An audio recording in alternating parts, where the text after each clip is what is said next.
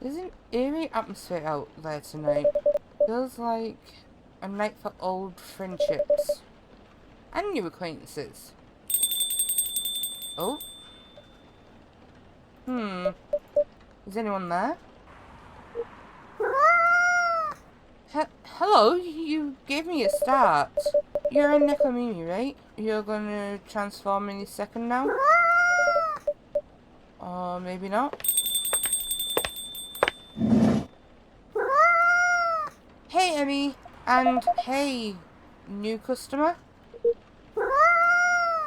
Hi, Miss Lower. I don't think this is a coffee drinking sort of cat. No, it would appear not. Do you have a new pet cat then? I'm not quite sure. This is my first time seeing this little one. Are you sniffing me, kitty? You want cuddles? Alright, no cuddles. Cats, indeed. I wonder if it's lost. It doesn't have a collar, so it might be a stray. It's cute though, would make a nice mascot. I would think that's up to it, not up to us. Cats, right? Anyhow, it's been a little while. It has. Last time we saw you was, well, over a week ago, wasn't it? What have you been up to? Honestly? Mostly work, as usual.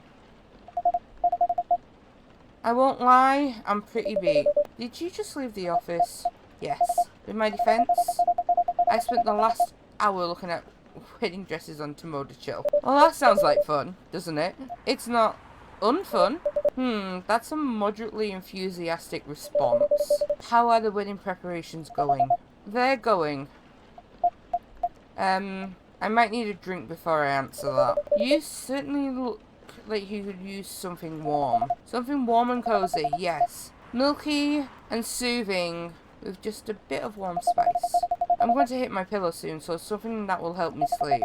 And I can see you have snazzy new ingredients. We have blue pea and hibiscus now, indeed. Sounds interesting. I'd like to try hibiscus then, with milk and warm spice, please. Ooh, okay. That's interesting. But I'm not sure. Which would you want? Hibiscus, milk, cinnamon? Oh, look at that! Actually, yeah, that's cute. Oh, poor kitty, did the machine wake you up?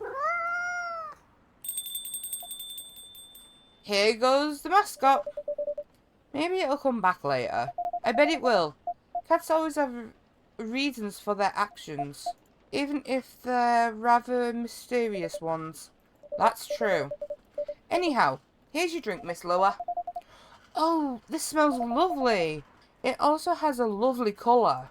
And it tastes lovely. I knew I could count on you, Emmy. You're always a sight for sour taste buds or something. I'm glad you like it. I love it. Right, so, the wedding preparations. You and Mr. Bailey's are still getting married, of course. Oh yes, absolutely. After everything we've been through, I'm not about to back down now. Bailey's is still very much my person, with the long ears and all. None of those pesky cold feet. That sounds like good news. No cold feet, and no cold anything. In fact, my stress is running so high, I feel like I have steam coming out of my horns. That doesn't sound like good news. Yeah, it's just such a big thing, you know? I feel like that's all we talk about, but we're not making much progress. We're not further along than we were weeks ago. Do you have different expectations of the day? I don't know. I'm not sure I even know what my expectations are anymore. I look at all these weddings on Tomoda Chill, and they all do something special over the top stuff. I don't have any original ideas like that. What about Mr. Bailey's? He enjoys creative endeavours, doesn't he? He does, but that's another issue. My parents are willing to pay for part of the wedding, and I earn a good living, so I can cover most of it. Bay wants to contribute his share, but he can't really afford it. And as you know, his parents aren't in the picture anymore. Do you still feel guilty about that? No, I don't think so. If I've learned anything, it's that you need to let people you love make their own choices. But I am concerned. Both about Bay dropping all his savings on this stuff, and about him trying to guess what I want, rather than expressing his own wishes. Sounds like you're putting a lot of pressure on yourself, trying to make sure everyone's happy. Maybe. But I guess that's unavoidable, right? Oh! Hello, Neil? Is this the space person you told me about weeks ago? The one who used to come to the cafe? I thought it might be them, but I'm not sure now. They didn't seem to react to my greeting. Besides, last time we saw Neil, he had changed his name to Silver, and he looked rather more human. I see. This is all very mysterious. Also, did you hear them come in? I didn't, but then I rarely do. They're stealthy. Bartender, what does a girl have to do to get a drink around here? Pour me a stiff one. Beg your pardon? This isn't quite that kind of place.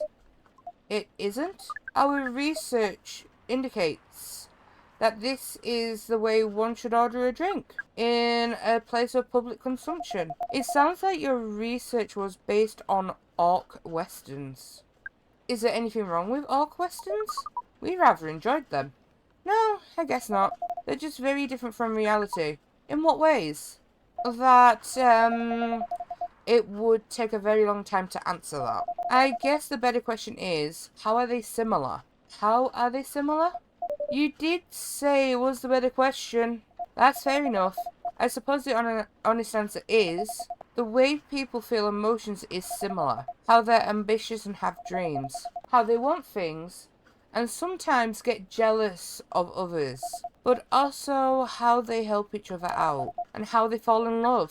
Sounds like Earthlings have very busy feelings. I guess we do. Are your people different in that respect?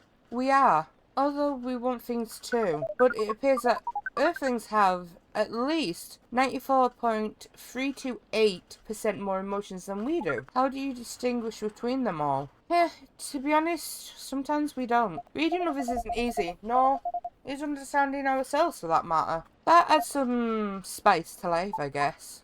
It sounds to us like it would be helpful to have those emotions displayed, especially in movies.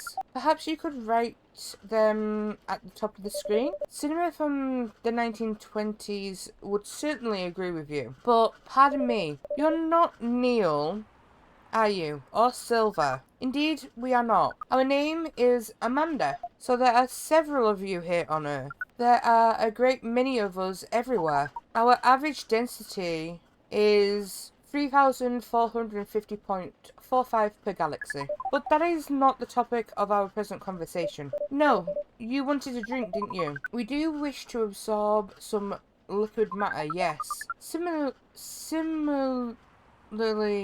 to what the Purple Earthling has been doing. The Purple Earthling? That is certainly a description. Is it wrong? Would it be more accurate to describe you as the four appendages Earthling? Do you mean my horns and ears? Miss Amanda, we usually avoid addressing customers by the number of their appendages. Oh, we apologise, but we cannot address the customer by name as we do not know it. Oh, I haven't introduced myself, that's my bad. I'm Lua. Lua.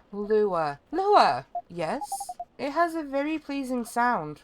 Oh, well, thank you. We wish to absorb some liquid matter as Lua has been doing. Of course. Do you have any idea as to what kind of, liquid matter that might be? Something bright coloured and memorable. We want our first drink on Earth to be an experience we shall never forget. No pressure, Emmy. It's quite alright. We were born to rise to this kind of challenge. That's the spirit. Any other ideas, Miss Amanda? We want the taste to be very spicy. We know that some places serve weak drinks, food bipeds with female denominations. Our research has determined that behaviour to be undesirable in 99.9999% of occurrences. Fortunately, this isn't that kind of place either. Indeed, so you'd like something vivid and spicy. What if it was, let's say, blue and gingery? We do not know what gingery means, but blue and gingery sounds good to us. Oh, although blue and gingery could be twice the amount of ginger. Ooh, blue lightning. Survey. A blue lightning coming right up. This is vivid indeed. Now let's try it. This is interesting. We heard that we might struggle to experience taste, but we can certainly feel the kick of this. Your reputation was well deserved, Emmy. And what kind of reputation is that? Sounds like word is getting around. Soon this place will become a hipster den. I should probably start looking for an alternative haunt. I hope not. I would miss you a lot, Miss Lower. Besides, isn't that what a hipster does? Go to places only before they become cool? Touché. I guess you'll be stuck with me a while longer. I won't have it any other way. Now, Miss Amanda, what was that about my reputation? We heard about you from our sibling formerly known as Neil. I see. Sibling, huh? This isn't a future hipster den. This is an alien den. You should consider rebranding as Cafe Close Encounters. That makes it sound like a rather different type of place. Heh. So what brings you here, Amanda? Please define your question. Do you mean here on this planet?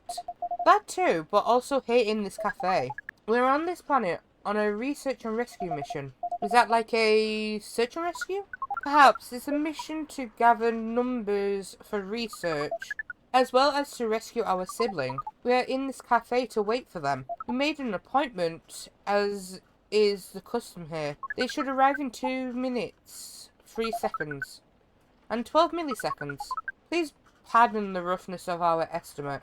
That's more than good enough. You are very kind. Emmy has mentioned your sibling a few times. I think Silver, right?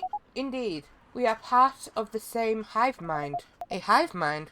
That sounds pretty amazing. But doesn't that make appointments less useful? That would have been true some time ago.